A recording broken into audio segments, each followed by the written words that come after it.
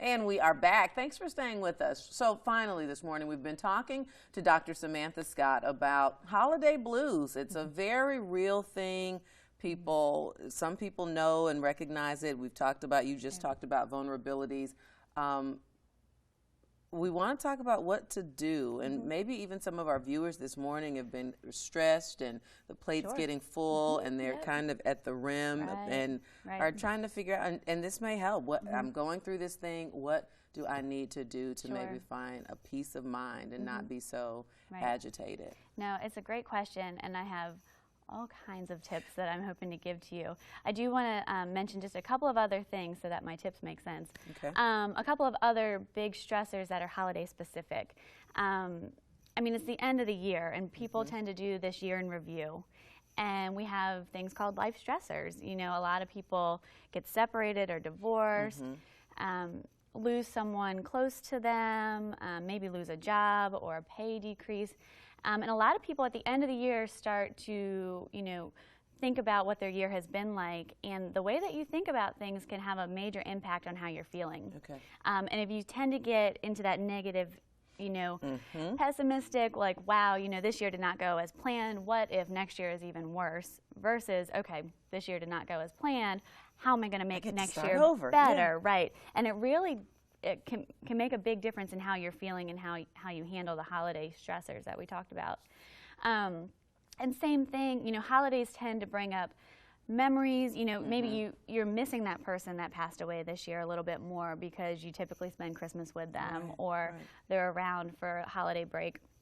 And people start to get down about those kinds of things too, and or I should have treated this person better, or, you know, guilt and things like that pop up. Very real. Okay. So in terms of what to do, like I said, being aware of the way that you handle holidays in general. I mean, there are definitely people who have a pattern of every holiday season getting in that funk, like you said, and that's a real thing. For some people, even like I started talking about earlier, you know, there's something called seasonal affective disorder, which is no longer in the DSM-5, but is still considered a specifier when we talk about depression. There is a subset of people who, you know, biologically just tend to get more down during the winter seasons, and, you know, cold and lack of sunlight and things like that. So just kind of being aware of how you tend to handle stress and holidays. The next thing is being a little proactive. Okay. So, you know, I just mentioned to you the cupcake thing, and we shared a great story that happened to you this week. I shared during the break that I had an episode this week. Right. And kids need help preparing for those things too.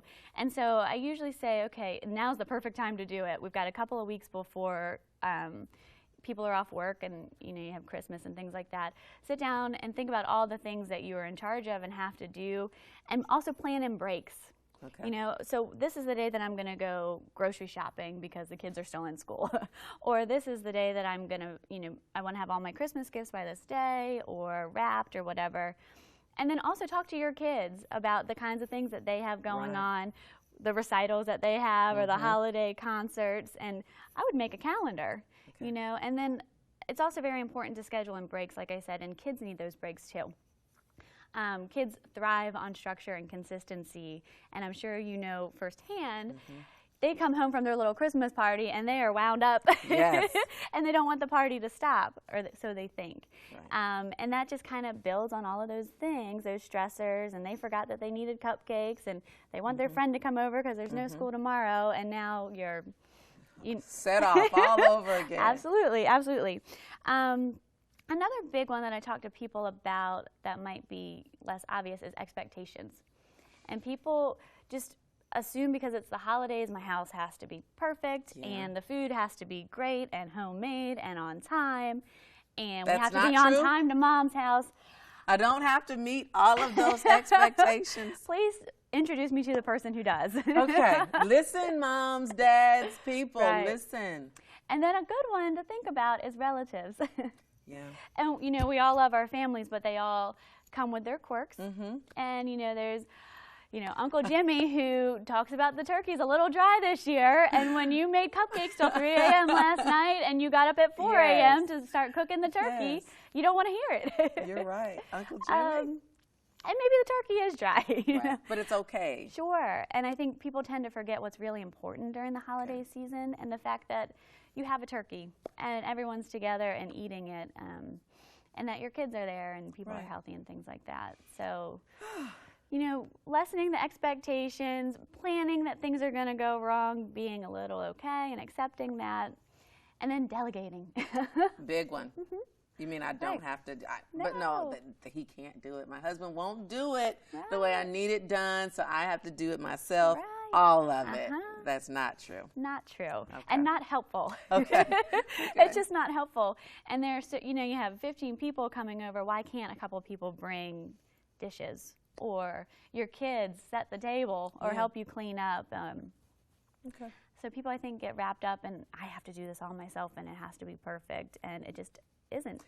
I hope that we have a little less than a minute left, and I just hope that someone has lightened a load in their mind in terms of some of the very clear things you've given us in terms of schedule and scheduling breaks, so that we all get a chance to decompress from some of it. And give us a number to your office that we can maybe call you if people want to maybe talk to you some more about some things. Absolutely. So I'm at the Child and Family Center. We have an office in Salisbury and Easton.